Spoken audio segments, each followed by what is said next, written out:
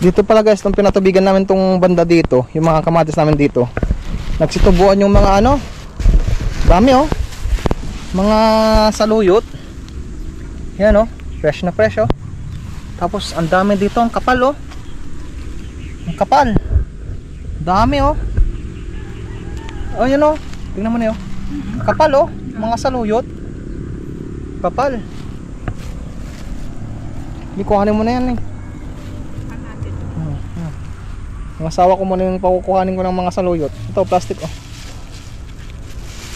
Dito, meron pa dito. Ayan, sige, kuhanin mo na yan.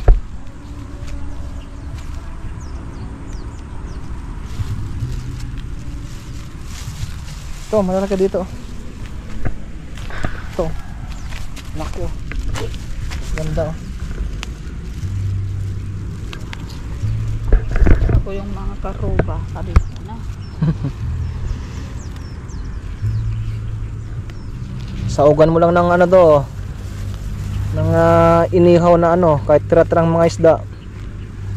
Ayos na to. Basta may bagoong lang sa bahay, mabubuhay ka na eh. Ano, laki pa oh. Ganito lang talaga sa probinsya eh. Basta masipag ka lang pumunta sa mga bukid-bukid. Kaya lang mapaka ka ng iba no, sa sobrang kapal oh, ang dami talaga. Pansin mo yung mga saluyot na yan oh. Ang dami, ang kapal. Mga after 1 week, sobrang laki na yung mga yan. Mas lalo pagka ito guys oh, fresh na fresh oh.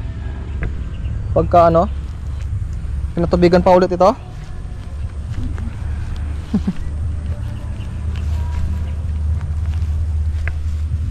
Kahit tong mga pinagkuhanan nito, tutubo ulit yan, dadami ang sanga. Kahit pa paano itong mga ano natin no, malapit na magpakinabangan talaga itong mga kamatis.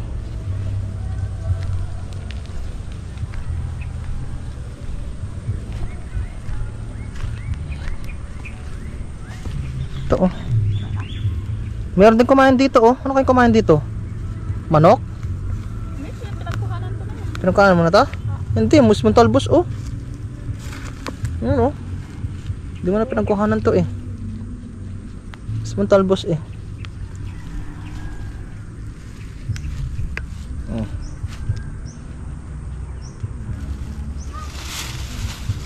Oh, pinusmong talbos oh. May kumain.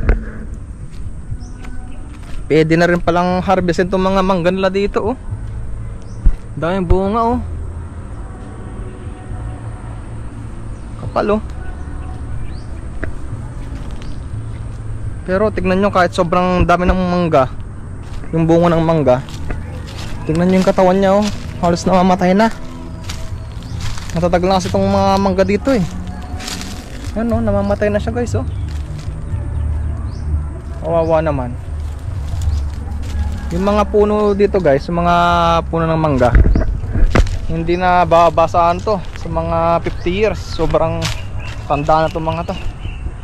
Pero kahit ganun, ano, kapal pa rin mga bunga talaga oh. Dami. Ano? Kwento ko na rin yung ano dati, yung gaano kalinis to dati. Ito guys, sobrang linis dati to nung nabubuhay pa yung aming tatay. Talagang wala kang makikita ganito na ano, kadumi. Tapos itong sapa na to, pagka panahon ng ganito, yung magsa-summer, may tanim na palay ito. Minsan lang kasi natatamnan to eh kapag panahon ng summer. Kasi pagkatagalan, hindi na pwede to kasi malulubog yung mga tanim na palay eh. Pero ngayon, pwede sanang tamnan to. Kaya lang wala na nga yung tatay namin, nagpahinga na. So hindi ko naman masikaso na ako lang dito magtatanim kasi medyo busy na tayo sa ibang gawain natin. Ito pa oh. Ito yung pinatay namin dati na bayog. Kasama ko yung tatay ko pa noon. Kaya ngayon saglit na lang napatayin. Kasi sobrang dami ng ano dito eh. Bayog eh. Kung meron pa to, masasakupan na lahat to. Medyo masikip na. Kaya pinatanggal ko na tong isang puno dito ng bayog o kawayan. At tibay naman ito, meron pa rin isang nabubuhay na yun. Sa kabila ng matagal nang nasusunog. Oh, tama. Meron pa rin natitira oh. Tibay mo ah. Tapos ito pa yung mga tirang ano ko dito, pinaputol ko ng puno ng kamatsili. Magandang pansunog to. Ayun, yung mga natitirang pinagputulan. Malaki rin ito eh. Ito pala na yun, magandang gawing ano, sangkalan. Ito, itong buo na to. Ito. Yung dito niya. Dito, ito na yun. Ang gandang gawing sangkalan to oh. Ang laki. Uwi ko nga to pag ano, susunod na araw, iuwi ko nga to. Ganito lang trabaho namin dito guys. Ganito kasimple lang pagka bandang hapon. Pasal-pasal kami, sinecheck yung mga alaga. Tanik pa. Tanggal mo.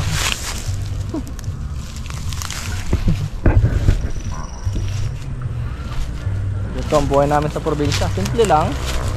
Kung gusto mong may ulam, edi pasal-pasal lang dito sa bukid. Magtingin-tingin lang na pwedeng ulamin. Ito pala yung karugtong ng ano guys oh, ng hose na ginagamit kong pampatubig doon sa mga alaga natin Peking duck, saka sa mga paninim natin. Ayan guys yung hose oh. Oh, hanggang doon yan, doon sa Peking duck natin doon. Tapos yung pinanggagalingan ng tubig banda pa doon sa baba doon, medyo malayo pa. Buti lang kayang-kaya pa ng makina. 10 taon na rin yung makina natin yun eh, tagal-tagal na. Buti malakas pa rin.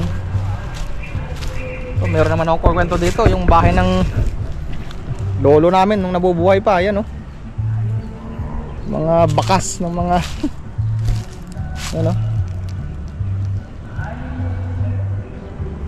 dami ko rin kawayan dito oh. Tapos meron pa doon. At meron pa ditong dalawa. Ano? Napakagandang lugar dito. Kung meron lang sapat na puhunan. Siyempre kahit may puhunan ka, kung wala ka rin sipag, wala din. Kaya kailangan masipag din yung mamahala dito.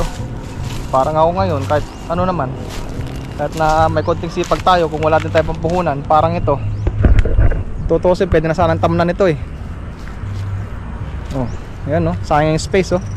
Tagal din namin nilinisan to, halos 2 linggo. Itong space na to, pwede na sana pagkinabangan. Kaya lang, wala na akong pampasahod. Kung mayroong magtatanim, wala na akong pampasahod. Eh kung ako naman mag-isa magtatanim dito, o susuluhin ko, di na kaya ng katawan. So yun lang guys, lang namang update ko sa inyo ngayon. Yan, maraming salamat ulit sa panood. Uwi na kami kasi hapon na. Ingat and God bless, bye bye.